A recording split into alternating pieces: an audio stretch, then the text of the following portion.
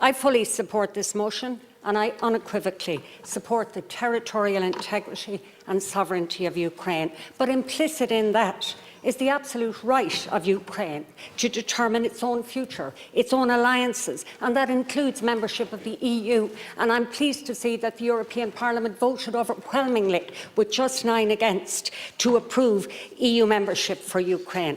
That right of self-determination also includes Ukraine's right to join NATO, if that is the choice of the democratically elected government.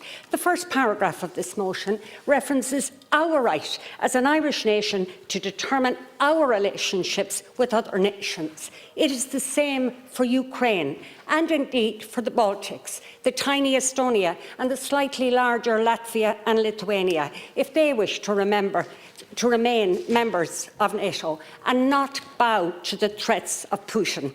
Those countries have declared their independence, have democratically elected governments, and that's the beginning, the middle and the end of it. And if we proclaim here our right not to join NATO, then they have an equal right to join or not to join NATO. The attack on Ukraine was premeditated and well planned as Putin amassed his troops on the borders of Ukraine for many months, the details of which are clearly outlined in the European Parliament motion on Ukraine of December 15th of last year.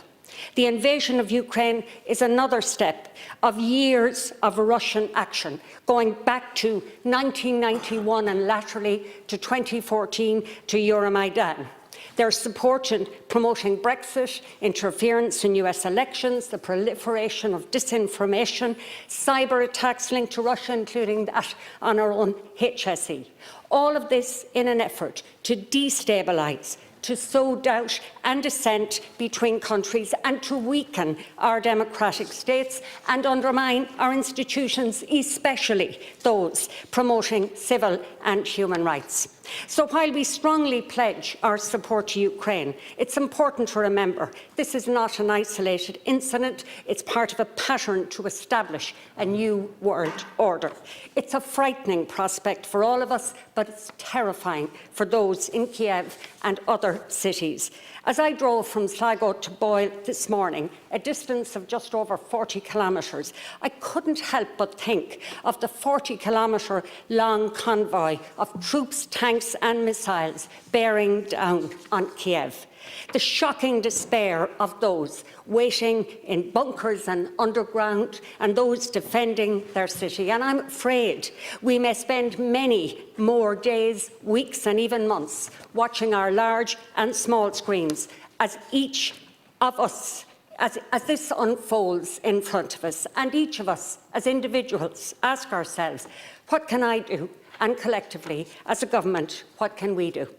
I believe many of the actions taken by Ireland as part of the EU contribute to a strong response, closing off money trails to Russian banks, freezing many of the assets of the Russian Central Bank, enforcing no-fly zones, etc. But, Minister, I have one question. I'm not sure if all the loopholes are closed. We know that money finds a way to move. Oil and gas finds a way to move and it has to be paid for. So I'm just asking, Minister, genuinely asking, if we have done all we can, and if in regard to our own IFSC and the upwards of €118 billion moving as dark money through Dublin onto Moscow and elsewhere, have we done everything we can? I'm not sure our hands are clean, and if we're unsure, it's time to wash them now. We're not sending military hardware to Ukraine because we are neutral, and I support that position. We possibly might revisit it, but that's for another day. We're contributing 10, I think, and another 9.5 million. But, Minister, a lot of Irish citizens are contributing, and perhaps you as a government might think, and we as a state might think, of matching those contributions, whatever they are.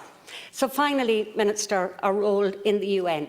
It's an area where we, as a neutral state, can make our best impact. I understand Russia has a veto and has used it, and we mustn't forget when Ireland applied to join the UN in the late 40s, Russia vetoed our application, so they have formed. But as a small country, a peacekeeping country. Ireland can play a niche role on the world stage, and right now I think the UN is our theatre. So I wish the Irish Government well in their work in the UN.